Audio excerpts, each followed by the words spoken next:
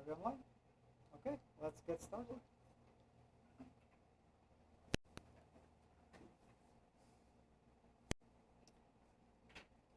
pledge the allegiance to the flag of the United States of America, and to the republic which stands, one nation under God, indivisible, with liberty and justice for all. Okay. Would you like to say prayer? Sure. Grace? Bob? Bow our heads. Again, Father, we thank you for allowing us to come to this meeting to learn more about the missions for the Sunlight Patrol. We ask that you provide guardian angels for those that may still be en route. Provide angels for our pilots who are flying missions, Father, for this country. Most of all, we just pray for our safety and for our good health. In your name we pray. Okay, so quick update on the status of our aircraft. Lon is not here today. His wife had a surgery, but he provided a quick update. CAP,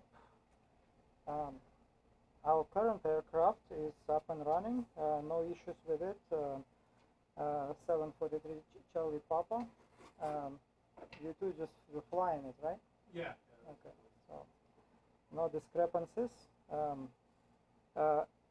November 437 Charlie Papa, the engine expected to be shipped next week, and we'll see how long that is going to take to get it back online. Hopefully we'll have more updates next week. Next week we expect to have change of command for the squadron, so please do your best to come and attend this event. Hopefully Michael will feel good, otherwise we will have to reschedule. Michael didn't feel well today, he couldn't make it. For today's meeting, I open the floor for any suggestions. What kind of topics would you like to discuss? Any specific items you'd like to address? Please welcome any ideas, any suggestions. Anything interesting you maybe heard or would like to explore.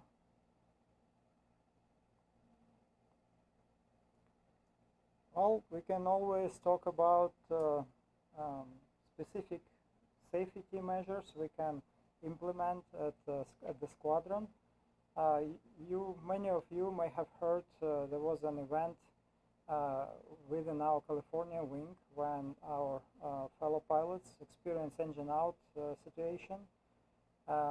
They were lucky to make an impossible U-turn and return to the same airport they departed.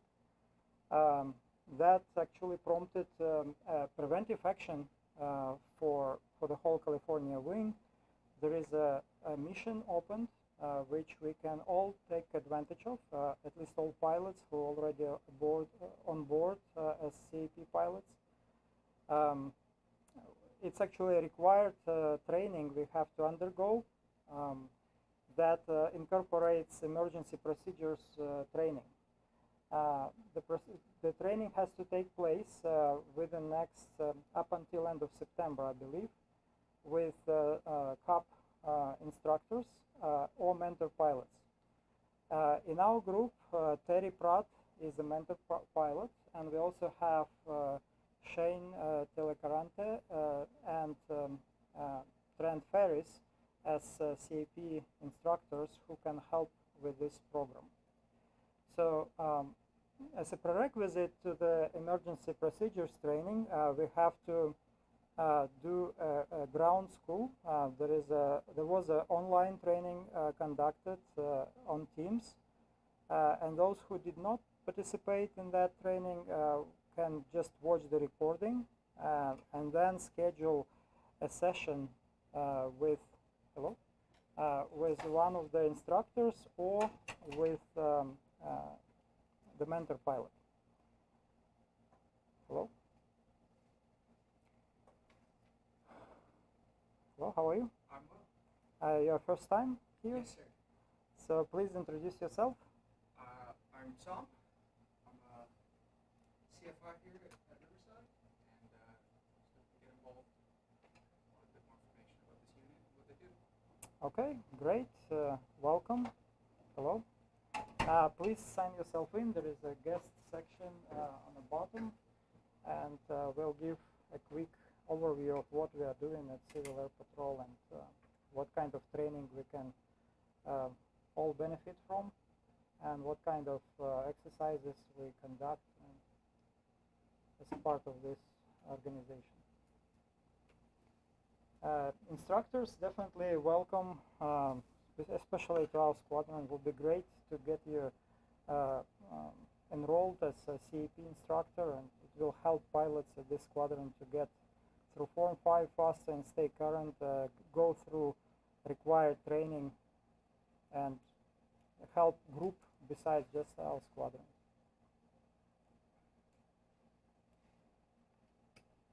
All right. Who do we have online? How many people? Right now I have 3 people that have joined us. I have George Takashi and Tim Peterson, and the third person has not identified themselves. Okay, so for those online, just a quick reminder to basically take credit for attending the session. People online should subscribe to the channel, and basically that will help us see who is there.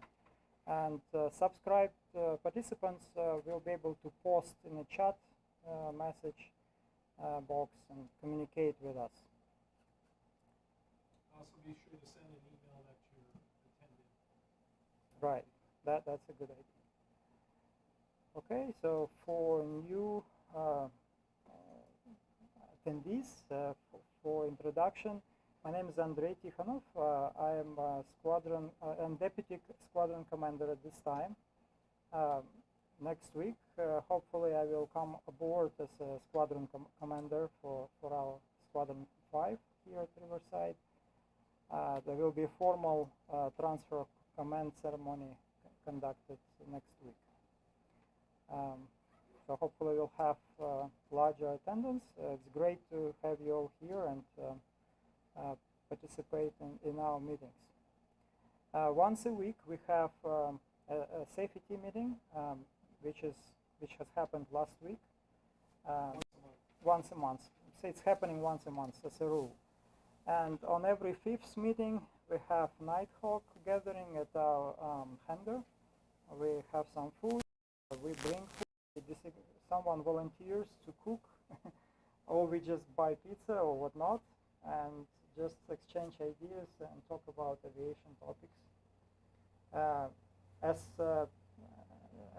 a primary purpose of the squadron, we have fixed base here. We have these facilities. We have a hangar and an airplane, which we can use for variety of activities. We can help law enforcement in different situations. We have drug enforcement missions. We have of course search and rescue missions, which we perform, and we practice for all of the above. We practice both for air sorties, air operations, and ground operations. So anything anybody would like to add to that?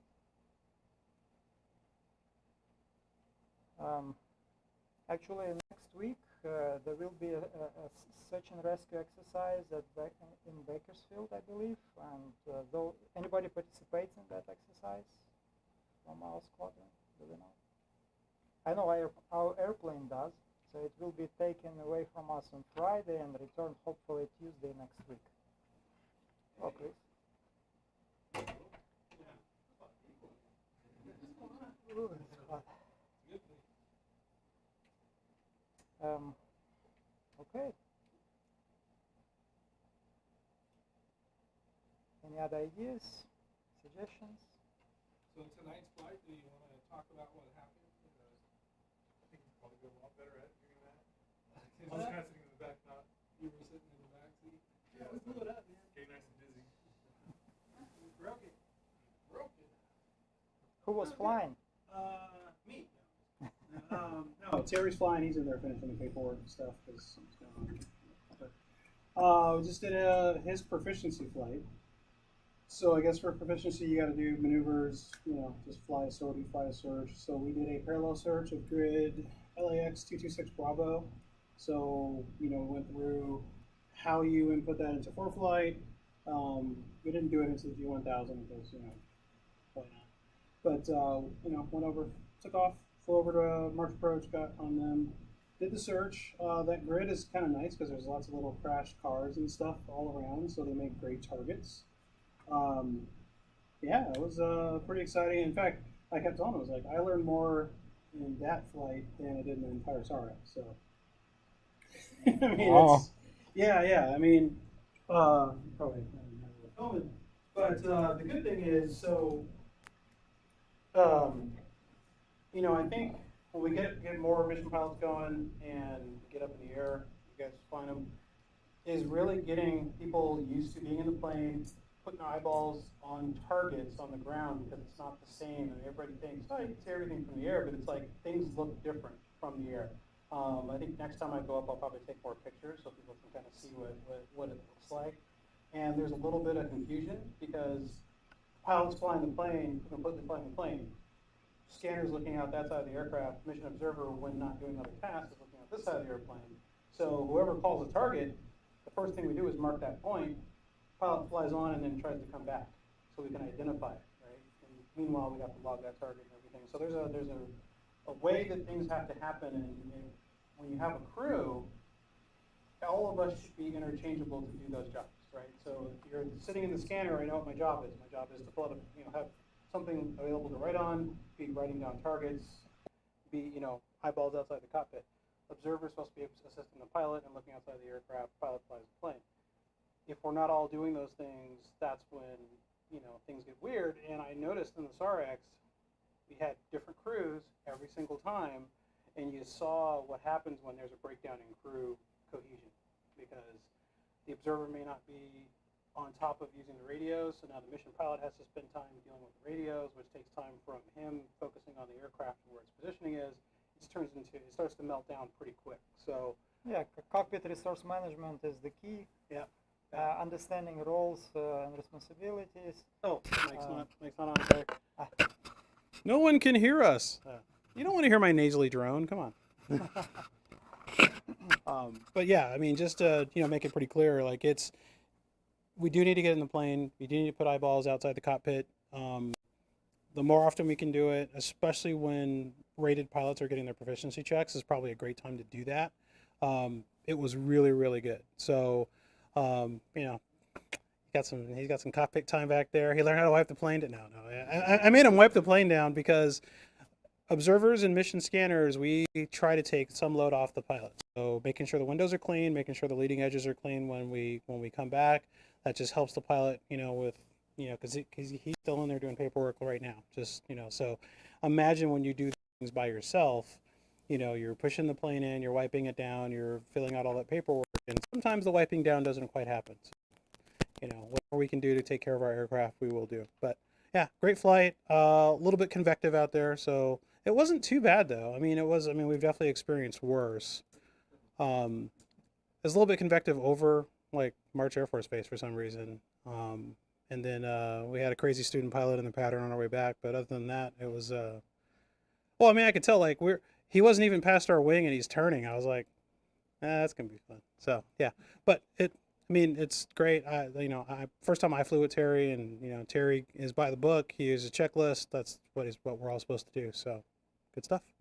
Yeah, highly encouraging to enroll as a path to the mission pilot.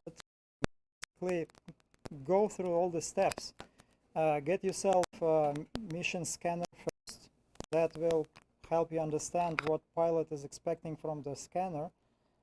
Become mission observer. That will also help from resource management perspective to the pilot focusing on his task, basically his or her tasks, navigating and flying the airplane.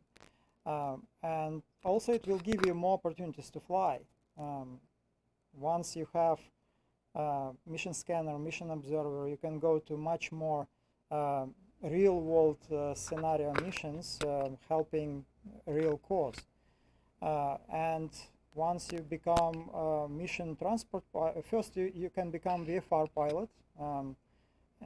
All you need is a private pilot rating and become mission scanner, I believe, and you can go start flying basic missions for self-proficiency. Once you reach certain level, you can become mission pilot and helping delivering the aircraft to actual exercises or actual missions. And after, next step becomes giving observation rights to the cadets. Plenty of opportunity to build time and fly right there, and eventually build yourself up to a mission pilot and serve our cause a lot more effectively. Any questions? Hello, Terry. Welcome back.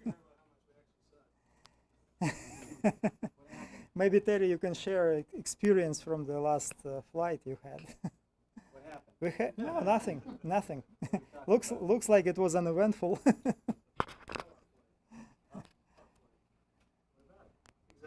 Not good? I do have a couple of things I can talk about if you want. Okay.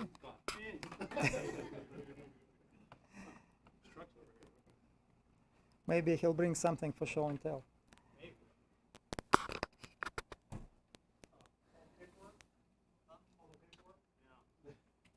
Well, I think I just took a flight here with Rodney and Chris, and I think you understand now, money-wise, but it may not be free otherwise. There is a lot of paperwork that's out there that you'll need to learn. But just to kind of give you the rundown on it, what we were talking about out there and taking them through. Well, first and foremost, there's the other flying things too. So before you even get out there to fly, right, you've got to check weather, right? So there's one task that you've got to do. Then you've got to figure out, well, what mission am I going to fly? Like, what am I going to fly? And we have AMFAM, which is Air Force Assigned, I can't remember what it stands for, but anyway, proficiency flights. Once you become a mission pilot or a Form 5 pilot, you can start flying these proficiency flight profiles. I sent out that profile list to everybody in the squadron today, so you have that, so you can reference it. So we were flying an A-12 proficiency flight, which you're entitled to fly once a month as a mission pilot, and I think every 60 days as a transport pilot. And there's profiles 1 through maybe, 18 on there, and they're all self-explanatory. We flew a profile 1, which is a visual search. So just by virtue of that, then you've got to brief that, right? You've got to figure out, okay, well, I'm going to fly profile 1, but where is that going to be? What grid is that going to be? So there's time, effort, and energy figuring that out, and then sitting down and really discussing it for 15, 20 minutes with your crew prior, which is what we did. I'll throw out an acronym right there. When you're planning a grid, just think of this acronym, don't blow chow. Obviously, people know what don't blow chow means, but in this particular meaning, it means corners, hazards, outs, and winds. Those are the 4 things that you're looking to figure out on a grid. What are the corners? What are the hazards? What are the way out? And what are the winds? Okay, those are the 4 things at minimum you should be able to decipher in a briefing. So anyway, we sat down, we did that. That took probably 20 minutes. Well, we still haven't done any of the CAP paperwork yet. Okay, and now what does that really entail? Well, it entails going into e-services first and then clicking over to WIMMERS and now finding the mission it is that you wanted to fly. Okay. Actually, maybe I can share the screen. Yeah, if you want to, sure. Yeah. Yep. While he's doing that, I'm going to hand out. Anybody want a guide to the uniform that we wear here at the squadron? I have it here handy. Anybody want one? Well, you don't have to look it up. I'll give it to you. Anybody else want one? Okay. This is not by any means mandatory or anything. Anybody want one? Okay. It's also posted over here, I believe. Does that say uniforms over there? Okay. Anyway, that's the. You can go through and buy a flight suit if you want to. We never we never flew anything else but flight suits. Probably the first 25 years that I was here. But I haven't flown in a flight suit, and I can't even remember the last time because it's number one. It's uncomfortable, especially in the summertime. And I guess that's number 2, 3, 4, 5, and everything. So there's no more than that's it. It's uncomfortable. But if you want one, go get one. You'll look great in it. Everybody does, and you can have a flight suit. But this is what I prefer. It's much more functional. All these pockets here you've got still like a flight suit. And then I like this little. That's why I recommend the tactical shirt. This little clippy here for your headset clip is very useful. Of course, your pens. You look professional with your pens. You can hang your sunglasses here. It looks really good. Okay. Any questions? You have that up now? Okay. We talked. Okay. Uniforms. Okay. They're done. All right, so now you've gotten, so did you sign on to e-services? Looks like you're a little further ahead.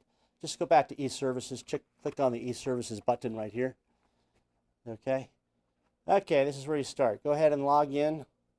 I didn't mean to log you out, by the way.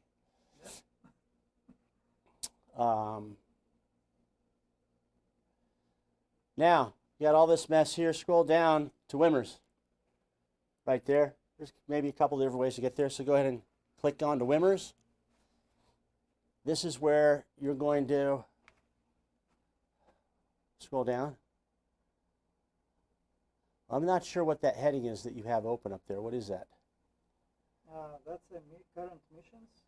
Interesting. Okay. For some reason, it defaults for me. It may be, okay, it may be because you're the squadron commander now, and that's a default for you, but this isn't how yours is going to look. Go back to current missions right here. Okay, and essentially, click on that. When the rest of us schlubs get there, okay, it's going to look like this. Okay, scroll up. Scroll up. Okay, it's just going to look like this. Okay, these are the missions open in California and Pacific region, by the way. So distinction. So we wanted to fly a proficiency mission in California. Annual pilot proficiency. It's right here. I found it right away. You could search filters up here. Okay, but we found it now. There's also a proficiency for Pacific region. And the way that you'd know the difference is it says PCR here instead of California. So don't get caught, make that mistake. Don't go fly a Pacific region sortie. They'll get mad at you, okay? So go into here to annual pilot proficiency, click on air. Okay, when you click on air, it's going to bring to you all of the open sorties that have been entered in there. Okay, it looks like Terry Pratt is the only one that flew today. Okay, so you can click all. When you just go in there, it's just whatever's being flown today. Here's all the sorties that are open, canceled, whatever. Just go to June 21st. Okay, we'll just go through my sortie. So, scrolling up. If I wanted to fly today, here's where I start. I click Add Powered Sortie. Okay, we're not going to do that because then we create a sortie. Let's just go into mine and look at some of the features in there. So once I click Add Powered Sortie, go ahead and click at it. A couple of things are going to come up. A blank screen, or a screen with data fields that are blank to fill out. It's going to have the sortie number defaulted in there, and then you're going to have to say, okay, well, what sortie am I flying on this mission? I said, number 1, where am I going to go? I fill in KRAL. I say, okay, I'm going to fly 743 Charlie Papa. Once I do that, it populates kind of the rest of this stuff over here with the aircraft type. And then I say, well, what time am I going to take off? I put that in military time. Over here, where am I going to come back to? Riverside, and then the time of arrival, when we're going to land. Scroll up. At this point, I go ahead, scroll up, and I just put my name and phone number in there. And then there's a button that says, do you want to add this sortie? And I say, yes. Okay, now, scroll down. Oh, sorry, scroll up. Your other down. Go that way. Okay. So now, never mind. Go ahead, do it. Go this way. Here, just follow my finger. Okay. Okay, as I follow. Now, okay, this is really what I'm doing. So I'm here. Now I've got to add my crew. Okay. if you haven't been on this mission before, then I've got to sign you in, okay? That means I've got to go to this drop-down box. Don't do that. There'll be a drop-down box, and then all the way at the bottom will say add a new crew. Don't do that, though. Okay. It'll say add a new person, okay? And then it'll take you to that page where you type in the number and magically it'll add that person. By the way, every change you make in here, update after you make the change. Otherwise, you'll be doing it over and over and over again. It's lots of glitches. So now I've added my crew by doing that, okay? And I put the assignments in here. All right, well, that's good. Now what? Well, you see the sortie files thing here. Now I'm going to go up to sortie files. By the way, I'm not teaching this to you tonight, okay? So don't take notes. I'll teach this to you one-on-one. I'm just kind of giving you an overall sense of what it is that you do, so it kind of will click more the next time you see it. Sortie files, okay? Weight and balance. We select the drop box down here and go get our weight and balance. Well, how do we even get our weight and balance to begin with? Everybody have ForeFlight in here? Okay, if you have ForeFlight, there's an entire catalog of Civil Air Patrol aircraft in there. November 7th, 4-3 Charlie Papa is in there. You go to there, you add in, okay, today I flew with Chris and Rodney, put in their weights, magically comes up, boom, there it is. I email it to myself, okay, I save it to my desktop. Now I come back over here, select the folder on my desktop, choose and clip it in there. Boom. Now, get out of here and come back over to the main screen. If you forget the sortie, if you forget the weight and balance, you'll be in a lot of trouble. So don't forget the weight and balance. Okay, so now I've done that. Now I'm going to go to ORM. Go ahead and click on ORM. Now I'm going to answer a bunch of questions here. And you can just see as you scroll down, they're all self-explanatory. What's the temperature, dew point, wind, blah, blah, blah, blah, blah. I think there's one that's funny because it says, what is the, are the actual or forecast crosswinds for the flight greater than 15 knots? Now, Civil Air Patrol regulation is if it's more than 15 knots, you're not flying. You knew that before you started filling all this out, but it's going to catch you right here, I guess. It's going to say, okay, gotcha. So if you hit yes, then it's obviously it's a no-go. It washes everything you've done. Don't do that. You will look really dumb if you get to that point, okay? Just always press no. I mean, if it's 15, don't fill all this out, right? Okay. Okay, so you get down to the bottom three boxes. I want to just explain to you a couple of things. What are the other primary risks you face? Here you can put what the other primary risks are. Other aircraft is always a risk. What are you doing to mitigate these? I'm going to use SoCal, and I'm going to use eyeballs. I could also say TIS if I wanted to as a third thing, but don't put TIS as the only thing. The traffic information system that's in the airplane. They want you to be looking outside of the airplane, so this is all. After you crash and die and they're suing your family, they're going to be looking at all of this. So just put the shit in there that they want to see, okay? Is this being recorded? Okay. All right, and I said I wasn't going to say the F word again, and that's twice today. Never mind. Okay, go back to, get out of there. Go back to the sortie. Sorry, Mom.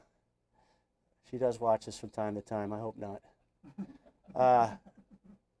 Anyway, okay, so now we're back. Okay, so scroll up. So we've done the ORM, we've done the sortie files, which is the weight and balance. We've chosen our crew. Now we go brief the sortie. Okay, click brief the sortie. Okay. Now you got to fill in all these boxes. Now every box needs to have something filled in. So I'm going to operate from KRAL to KRIV to grid 226 Bravo. Okay, KRAL to KRAL is my airport. Any of these that we're not using, I put NA. Other aircraft in the area, VFR. Okay, what are we doing? I'm going to do a profile 1. I'm going to explain the READY procedure, misspelling, mission pilot proficiency, squitter sign off. Is the sortie deliverable, like what's actually going to happen? And then upload those to Wimmers and e-services. Some other information here. Just answer every box as best as you can. Okay? Click update. You don't, no. But then just go back to sortie info. Just go back to sortie info now. So now we've done almost everything that is that we need to do to fly. And by the way, I printed out that profile 1, so I have that with me in my hands, okay, because I'm going to need that whenever I debrief. I'm going to fill out everything that's on that sheet rather than filling out all that debrief information. I'm going to say it's on the sheet and upload it, okay? One of the profiles from the documentation. Yes, exactly. You want to scroll to profile 1, I need to show them. Yeah, perfect. So profile 1, this is what I printed out. I had it with me. I told the guys this is what we're going to be doing out there. And then I just, at the end, I check off all the boxes that we did. I put NA for the ones that we didn't. I sign my name and the date, the mission number, and the sortie, and then I scan that and upload it. So, okay, so let's go back to the sortie information page.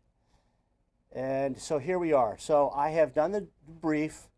We're almost getting ready to fly. Now, I'm going to go ahead now and choose a flight release officer. It doesn't give me the option there because this is an old sortie. It's already been flown.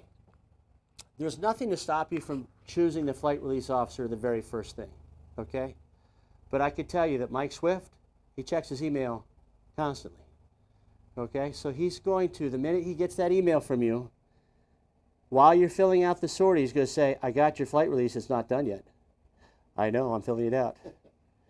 Okay, then I've learned my lesson. I don't hit that button for flight release officer until you're done with the whole thing because it just comes across as incomplete.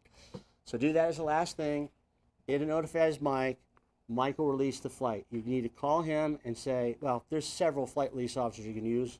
He happens to be one that's available all the time, and I use him all the time because he's really easy to work with. So you call him up. He goes through a series of questions with you. Are you safe? Yes, I'm safe. Are you happy? Yes, I'm happy. Do you want to fly? Yes, I want to fly. Okay, answer all those howdy questions. Then you hang up the phone with him, and about a few minutes later, you'll get an email that says your flight is released. Okay, key. Don't go anywhere until you get that, okay? Now, you are released to fly, so you're out flying along, and then come back and land. Now, if this is a funded mission, right, we've got to put gas in the airplane. In the book, it'll show you how much gas we keep in the airplane. It's 26 gallons per tank. Each tank can hold 43.5 gallons, but the useful load with full tanks is 524 pounds, which is like me, you know, probably, I guess, Bob, maybe, and then maybe a garden salad or something like that. I mean, there's not much, right? So we keep not very much fuel in the airplane so that we can fly 3 people like we did today. We want to go back in. We want to fill the airplane up. So we stick the tank. There's a stick in the back seat. We measure, see how much fuel is left in. Then we know how much fuel to add. We put the corporate credit card in there. This is a whole other procedure unto itself. Yes, it will make you hyperventilate answering those questions on that. Why they make it so hard, I don't know, but it's not that easy. And there's certain things you need to know, like the driver ID is the airplane number, if it's a 3-digit number with a 0 on the end, okay? And the odometer is your CAP number, okay? I just think of the odometer, I'm driving a 100,000-mile car, okay, 107, 127, that's how I think of that. The driver ID seems self-explanatory for the airplane, right? So those are the 2 things you can get caught up on the credit card. Always get the receipt. That's another foul up that you can make. Fill the airplane up. You go back, you put it in the hangar. Now you're going to debrief the airplane or debrief the sortie. So come over here and debrief. Boy, I wish it went this fast. I'm going to explain this in 6 minutes. Okay, so all this information on the debrief came over and was populated by on the other side where I put in my, go back to the sortie information, sorry. Yeah. That gray section. Yeah. Now, yeah. Came from yeah. See, this is a drop-down box that when you're done flying, you actually go here first. So excuse me. So I go in here. I fill the book out. By the way, I forgot about the book. Oh, geez. The book. So you've got to fill out the book too. The book is your name, your CAP numbers, where you're flying to, what's your mission number. Basically, everything that's on here, pretty much in paper form that goes with you. It's in the AIF. Aircraft information file, that binder that goes with the airplane when you fly, okay? I'll explain that to you guys. Anyway, so you fill that out in the AIF first, and then it's just easy to copy it in here into these boxes here. You make sure the numbers work. If you got fuel, you put in what it was. You copy off the receipt number. You click that national credit card. You click update. And we're not even nearly done yet. Yeah, so there's a lot more. So let's go to debrief over here. So we're done for now on the times. And so all that will populate over here. So if you scroll up, you'll see that I just said I've uploaded the summary to Wimmers. That's where I've just taken the scan of that sheet. I've uploaded it to Wimmers. On the other thing, under the tag profile, if you want to, I'll show you in a second. results deliverable, VFR conditions, remarks NA, successful, blah, blah, blah. So go back over here to sorting information. I'll show you where I uploaded that document. But every box here needs to have something in here. Okay, that's kind of the key. Even if it's NA. And up, I think. Sorting files. And there you see the profile that I uploaded. You can click on it if you want. This is where I took very detailed, copious notes on the flight, as you can see. Very detail oriented. Bunch of X's. All right, so now we get to the point where we're going to do something called a Form 14. Does anybody know what a Form 14 is? Can you put that on the screen, Andre? So a Form 14 is where we're going to enter the information from our fuel receipt. We just got fuel. We have a fuel receipt. So now we're going to take that. We're going to basically be redundant with that for some Civil Air Patrol reason. If it's not good enough for you to do it once, I guess you do things 2 or 3 times around here.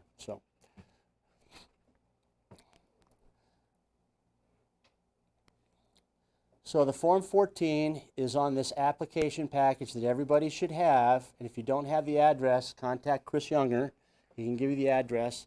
You can create an icon on your phone screen that'll access all of these apps. Might as well just talk about what some of them are right here because it's pretty useful. All the aircraft info in the wing, okay? You click on the airplane, it's going to give you all the particulars on that particular air. You click on one of them. So it tells you it tells you the aircraft status here is grounded, so you know that. It's at Riverside. This is our airplane, apparently. 437 it tells you the Turbo 206, G1000, who the maintenance officer is, and his phone number. This is really important, like especially if you're flying an airplane from another squadron, another field. You may not know the access code to get on the field, for example. You're going to Whiteman, I mean, how to get on the field, right? It's all the gate codes and stuff like that if you don't know. This is somebody you can call and get that information from. Okay, get out of there. So it'll give you all the aircraft information. It'll give you all the call signs. Don't go into this, but I'll give you all call signs for Yosemite call signs, ground stations, okay? A really important one. It'll give you all the check pilots. You're looking for a check pilot, you're looking for somebody to train with, this is where you can go to, okay? And look for the guy's phone number and hound him, okay? Yeah, G1000. You could say these are the guys right here in Group 3. There's your instructor pilot. Yeah, so.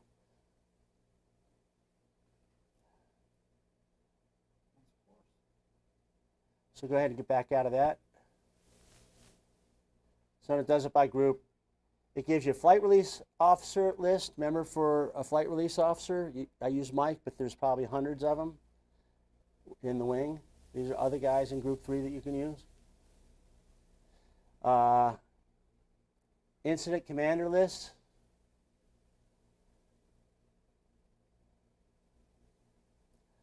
You can see there's not a lot of incident. Well, I guess there is. Shoot, there's more than I thought.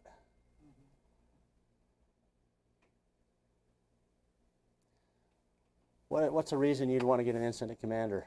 Anybody? So I'm WAMO, so the Wing Board Mission Officer. If we get a wing mission order from the airport, I see who will accept that mission, and then open that.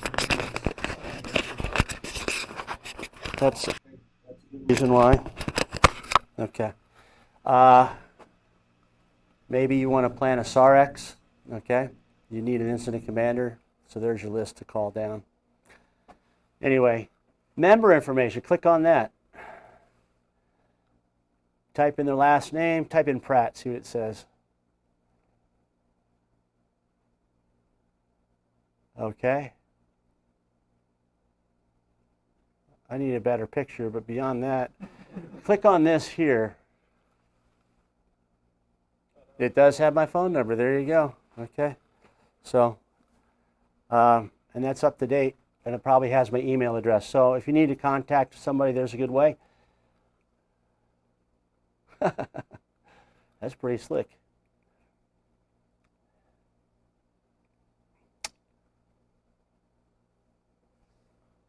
All right. You can file a mishap report here. Yeah, that's changing. Is it? Okay. I mean, that button will work, but we're changing the whole safety system. Some of these things are new that I haven't actually seen, so I don't know what set list is, to be honest. I mean, a skills evaluator trainer, I know. Yeah, they added the list of actual sets to that. So if you click here, then I guess so. You click here and you could say, okay, I need a skill evaluator trainer to sign me off for observer or scanner or mission pilot. Here's a list of people that can do that. You can go to. Who do we have in our squadron? Well, he's for all the ground pounding stuff. For all the air stuff, Roy and I can do everything. Huh. That's interesting, yeah. Okay. Yeah, but honestly, between Mike Swift and me, we could probably sign you off for everything in Civil Air Patrol. Flying-wise or ground crew related or mission-based related, probably excepting incident commander. Go back out of there. And then has your information on here. Takeoff and landing distance, go on there. Because one of the questions you've got to answer in that operational risk matrix is, have you done the takeoff and landing distance calculation? To which I say, yes, I've always done the takeoff and landing. Every time. Back. Anyway.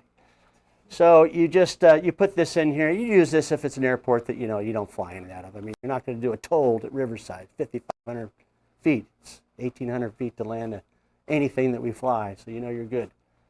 But, I mean, I guess it could be 165 degrees out one day and density altitude here of 9,000 feet, but I doubt the plane would start. So you go in here, you just follow the directions, and it will give you what the takeoff and landing distance is for the aircraft at that particular field with those conditions, and then you'll know, based on CAP regulations, whether or not that you could take off or land there. Mandatory takeoff data for every takeoff that's following Air Force regulations. Is it? Yeah, okay. That's for total. So I think we've gone through most. You get the idea. Very useful application. Go ahead, and anybody have any questions or want me to go over one of these icons that I didn't go over? It's just an, How do you get the app? it's not an app. It's a web page. It's just a web page. Go in the browser, click it once, and then at the short button on your phone, it looks like an app, but it opens up browsers. Yeah, you just save it as an icon on your iPhone for that web page. It looks like an app. It does the same thing. Let's go to what we came here for, the Form 14. Okay, so click the camera. You go ahead and take your picture of your fuel receipt. Okay, you got your fuel receipt. Now, you put in your sortie type, air, in this particular, go air. Okay, mission number 22 Alpha 35 30, 36 35. Just for grins, whatever. List of sorties. Yeah, your sortie, your vendor name, your location. Here's the one that's going to bite you in the ass. It has me so many times. It just makes me so mad. Because it takes a little while to do this Form 14, okay? You're usually distracted. So what is today's date? Anybody know? June 21st, the summer solstice, right? What's that screen say up there? Aha! Why does it say June 22nd? Summer 7, add 7. After 5 p.m. local, it's now the next date in time, right?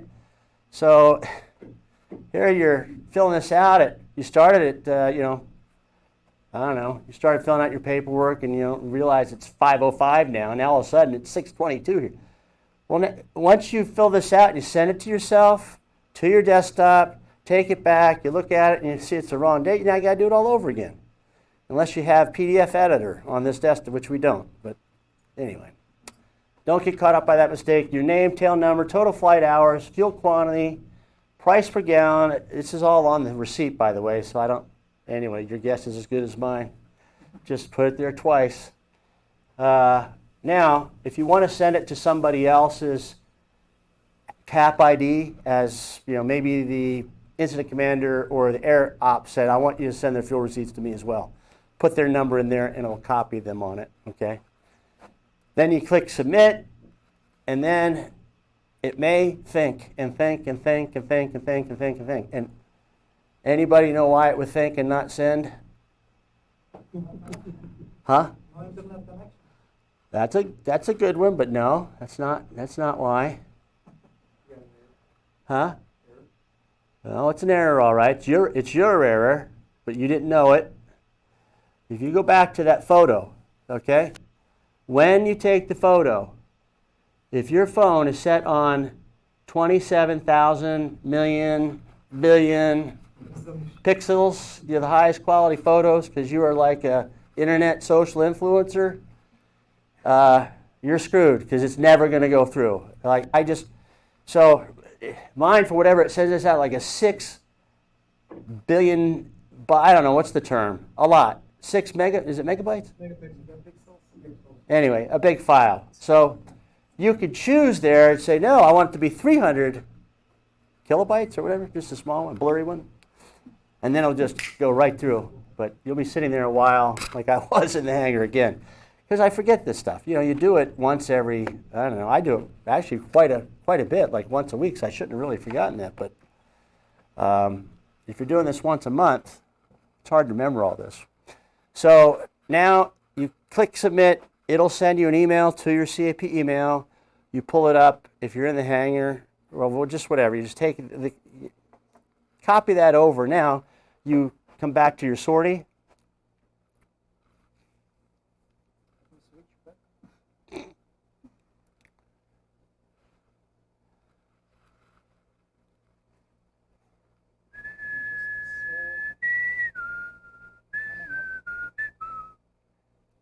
All right. So now you can Go to sortie files. No, not there. You were there already. Right here is where it says upload receipt. So then you would go find that receipt, click upload, and now you're almost done. Now you're really almost done because now you've done all of your closeout information, your times, you've done your debrief, you've done your Form 14. Now you go and do your 108. So let's go over here to the left on the Finance and Admin, create E108, select National Headquarter Card. That's what we'll always select. Now it's going to bring up a list. Click on this. It's going to bring up a list of all the sorties that are ready for a 108, and your sortie would be in there. Mine was Alpha 0279. All I would do is click that button. Don't do that. Yeah. All you do is click that button, submit 108. Now you're done. You'll get to a point where you can do all of this, all the paperwork on the front end, especially if it's just one sortie. You can do it in 15 minutes. If it's one sortie on the back end where you're buying gas, it's going to be a half an hour, something like that. Okay. You add in the time that you drive to the airport, the briefing that you did for actually flying the mission, the actual aviation briefing, you know. So this is why my wife never, ever thinks about the fact that I could be dead when I'm late. She's just like, no, he's flying for CAP. It's like, it's an automatic. You're late. So it's just a lot there. But I can tell you it's rewarding. So let's talk about our flight tonight. Where are you at? Anybody else think Delgado is like an Italian name? To me, that's Italian as it comes. It's like Della Rosa, Delgado. He's like, no, it's Mexican. I'm like, oh, blew it. Okay. Anyway, your first flight tonight in CAP airplane, what did you think? Pretty cool. I mean, it was Chris already went over it. Yeah, glad you left down and went over to March. Actually, it just came straight down. First thing was looking at the grid, located with grid points, and then kind of started calculating actually based on the wind, calculate the true direction. So, pretty straightforward. Got a little sick in the back listening to that. Oh, really? Yeah. Yeah. No, yeah, that can happen. You know, there's two types of people in this world, right? Definitely pretty fun. Yeah. Boy, I really wish I'd have known, because the only person I've actually gotten sick in the back of the airplane recently is the mayor of Moreno Valley. Ixtian. He really is the mayor of Moreno Valley. He's actually the mayor of Moreno Valley. Did you not know that? Did he get sick in the plane? Yeah. No, you didn't see his re-election signs up? I was driving out. Anyway, yeah, he got sick in the back. He should have told me. I'd have started turning harder. so that we could have added you to that group. I had no idea that you were that close. That'd have been It exciting. must have been exciting when you did the O-Ride. Yeah. I think you guys are going in I saw it on fourth or Oh, were you watching on Flight Radar? Yeah. Yeah, it's funny. Looking down at the iPad. I don't look down that much. Yeah, so what we were just doing a standard parallel track search, grid search, where we just, find the corners by dead reckoning and pilotage. Does anybody even know what those words mean anymore? It's something you've actually got to do to pass your mission pilot check ride, believe it or not. You've got to go to far off places from here and find it, just with, well, I'm a little forgiving, yeah. But anyway, so we go over there. Of course, we're flying the grids in true headings, right? Because you're flying in a grid that is true coordinates. So you've got to figure out what your magnetic variance is, subtract that from your magnetic heading. There is a function that you can actually change the CDI or the HSI in the aircraft to true if you want to. Okay? So then you could just fly, 180, it's true. But that really screws up the next guy, okay? If they're flying instruments and they don't realize you got it on true, okay, and when they're trying to fly magnetic. So there might be some nomenclature in there, I can't remember, there probably is, that says something like true. But you're looking at it, you would never think it. It's like, oh, it says true there. I'm like, okay, yeah, that's great. ATC's like, why are you 13 degrees off heading? Anyway. So I thought that it's always a good grid. Who has not flown in a CAP airplane here and is a member?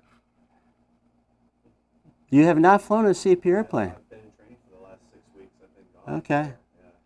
Well, we will continue not to let you fly in a CAP airplane. No, I think we'll try to get you up as soon as possible. I know Jessica didn't raise her hand, but she has not flown a CAP airplane. But you are flying on Thursday, so she's going to fly with Shane and I on an emergency procedures flight where we're going to go ahead and it's actually interesting because the whole protocol is actually turn the mags off, turn the fuel off, actually fail the engine down to 200 feet. I'm joking around. And you're in the back seat for that, yeah. No, I'm joking around. No, we are doing an EP flight, but no, there will not be any. We're not going to fail our own engine, which I had a flight instructor do to me when I was a student. She turned the mags off and handed me the keys. She goes, now you've had an engine failure. Okay. Anyway, so, but we'll be doing something a little bit different for your first flight just because it's a different mission, but we'll get you up in the grid soon and get you in parallel track just like we get Rodney up in the contour and get you up for your first one too.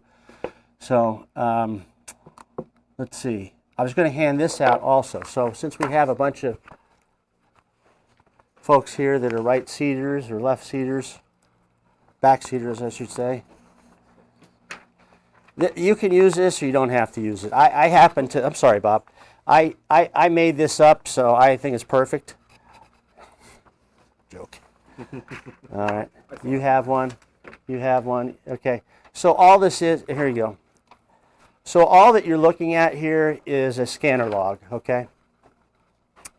There might be something in some CAP literature somewhere, but at my time of flying, these are the numbers that I find most valuable for the scanners to collect. So you've got, obviously, you gotta know what your call sign is, and your aircraft call sign, and your CAP call sign, right? If you look down on the bottom right-hand side, it says aircraft name and cell number. There's no other CAP guys that have that on there. Get the cell number of the guy that's flying, okay, in the other airplane that's near your grid, okay? And you know what? If you can't call him, you can't get him on CAP radio, and you're worried about, anything, call him in the air.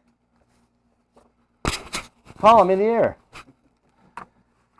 You can also call them when they're on the ground. I mean, it's just get the other pilots and get their call signs too. Get that for yourself because, believe it or not, sometimes you get up there and you're like, what is the other CAP airplane? I don't even know what the other aircraft's call sign is. Like, how does that happen? Anyway. All right, so you've got local time, engine start, CAP radio check, aircraft radio check, wheels up, on station. All these are times that you record. Then you've got on the hour ops normal calls. So if we're taking off at 9:45, we know we have ops normal call at what time? 10 and 10:30 on the hour and on the half. So you, as a reminder, you can just write in those actual hours that you're going to be calling in, just to remind people. RTBs, return to base, wheels down, engine off. All the starting hobs, start and ending times here is a real big help for the pilot. If you're copying all that stuff down, you'll need it later in debrief. And then, of course, over to the right is you recreate the grid. So you would take a look at ForeFlight, the grid in the ForeFlight, and if there's train tracks across there, you try to approximate where those are on a sketch here and a pencil. Or if there's power lines especially, or glider area, or all this stuff, okay, that could be hazards, okay? Also things that are recognizable ground features that are in your grid. You have an important job besides looking outside the aircraft for wreckage. You have an important job in terms of deconfliction too, because it can happen where the pilot has gotten busy, whether there's something he's trying to check out with the engine, or on a radio call, or he's being asked a question by the observer, and then all of a sudden you've flown out of your grid. Why is that a big deal? That's right. When we fly looking for people, we're not saying, Bob's not up in Bakersfield looking for the guy and I'm here, right? We know where the guy is at the LKP, which is like right here at Riverside Airport, let's just say. So we've got all the grids around Riverside populated with airplanes. And so we need to make sure we stay inside those grids. So we don't count on GPS because GPS can fail. GPS can be inaccurate. Okay, we count on our eyeballs. So we go there and we go there with dead reckoning. Okay, pilotage, really pilotage. We get there with GPS. Look for when we confirm our pilotage with GPS, we look for something that's inside the grid. We note that down. Now your scanner has that. She's sitting in the back seat. Doesn't matter, right? They know. Okay, there's a mine there on our southeast corner, and then there's a construction site on our southwest border. And I know that our airplane can't fly past that. So if my pilot's starting to fly, if I'm looking on the ground, I see we're getting close, I'm going to say something. And if most CAP pilots are going to be like, yeah, I already saw it, shut up. I'm joking. They shouldn't say that. But you might run into one of those guys. I don't know. There used to be a bunch of them. Huh? But if you see something, say something. So anyway, that's all I have. Anybody else have any input or questions? Or like I said, that was not to instruct you guys per se. Like you shouldn't really have learned much from that, I think, other than the fact that there's a bunch that you probably have to learn, okay? And there's people here that will mentor you through all of it, all right? So anyway.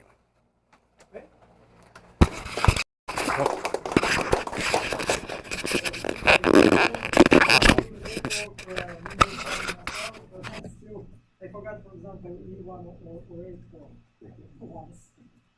So, and then you get a reminder from the person responsible for editing all these forms. All right, well, thank you all. Think of any ideas what topics we can cover and discuss. You are welcome to send it ahead of time in advance. I will, with this help, improve a little bit our Teams environment and make sure you install Teams application on your mobile phone, on the computer, sign in, check what kind of stuff is listed there. Like all documentation we exchange, we will do our best to post the electronic form in the dedicated Teams channel and keep all of that coming. Any questions you bring up? Again, the document makes it a lot easier rather than repeat same things over and over. The next time you're gonna have to speak up a little bit because they won't be here. Yes, I know. I have a problem. My voice is pretty low, so I'll. It's like my wife said, after 50 years of flying, you don't talk very much in this microphone, right? You're always soft-spoken, so just be aware of it. Sometimes you have to speak. That's a good point. I'll work on that. Just one last note on the airplane. Did anybody talk about the airplane? 437 or update to it? Yes, so Okay. the engine expected to be shipped next week. Yeah. Then it's going to be installed. All right. So, and then in the meantime, I think there's also another 206 coming down to Group 3. I don't know when that's going to be here, but for anybody that started, that's looking online and started any of their onboarding through the 206, or has a Form 501, there'll be one here. And then, lastly, this airplane here, I don't think it's probably not gonna be here much longer. So, at 206, I'm expecting that 206 to get here like forthwith. But at least, the airplane we have today, we still can use it for our training, for the G1000, etc., as long as it's here. Yeah. Book your flights, in, reservation system, we have, an option to, reserve the aircraft for specific days, specific time. Make sure you pay something, otherwise it's going to be deleted out of the reservation system. It's not associated with any specific mission. And I'll just say I'm gonna try to be flying every Tuesday for the rest of the summer, before the meeting, like what we did tonight. So that we can get as much training, and there should be some SARX money from other groups that we can start tapping into. So I'll be reaching out to the guy knows in you know, getting stages of training and all that, so everybody will have an opportunity.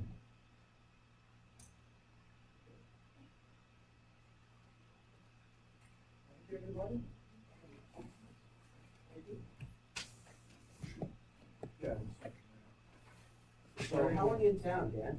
I'm just waiting on Iowa.